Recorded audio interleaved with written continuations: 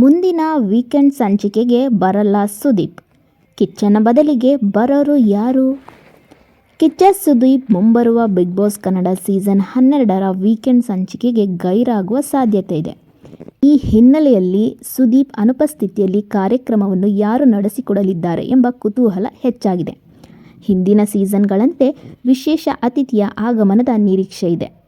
Big Boss Kannada season 12ರ ಜನಪ್ರಿಯತೆ ದಿನದಿಂದ ದಿನಕ್ಕೆ ಹೆಚ್ಚಾಗುತ್ತಿದ್ದು, ದಾಖಲೆಯ ಟಿಆರ್ಪಿಯನ್ನು ತನ್ನ ಮುಡಿಗೇರಿಸಿಕೊಳ್ಳುತ್ತಿದೆ. ವಾರದ 5 ದಿನ ಒಂದು ಲೆಕ್ಕ ಆದರೆ, ಶನಿವಾರ ಮತ್ತು ಭಾನುವಾರದ ಸಂಚಿಕೆಯದ್ದು ಮತ್ತೊಂದು ಲೆಕ್ಕ ಆಗಿರುತ್ತೆ. ಇದಕ್ಕೆ ನಟ ಕಿಚ್ಚ ಸುದೀಪ್ ಅವರ ನಿರೂಪಣೆ.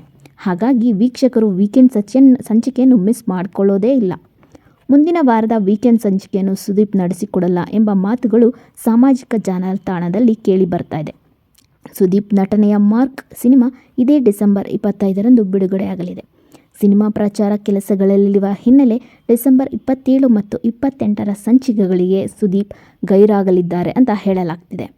ವೀಕ್ಷಕರ ಜೊತೆ ಬಿಗ್ ಬಾಸ್ ಮನೆಯಲ್ಲಿರುವ ಸದಸ್ಯರು ಸಹ ಸುದೀಪ್ ಅವರ ಬರುವಿಕೆಯನ್ನು ಕಾಯುತ್ತಿರ್ತಾರೆ.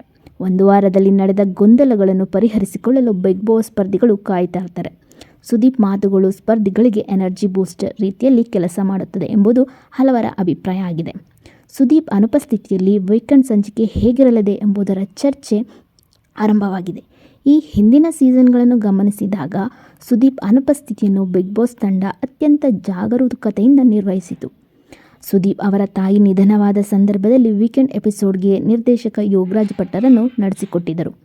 ಕೊರೋನಾ ಸೋಂಕಿಗೆ ಒಳಗಾದ ಸಂದರ್ಭದಲ್ಲಿ ಹಿನ್ನೆಲೆ ಧ್ವನಿ ಮೂಲಕ ಶೋ ಅನ್ನು ಮನೋರಂಜನಾತ್ಮಕವಾಗಿ ನಡೆಸಲಾಗಿತ್ತು.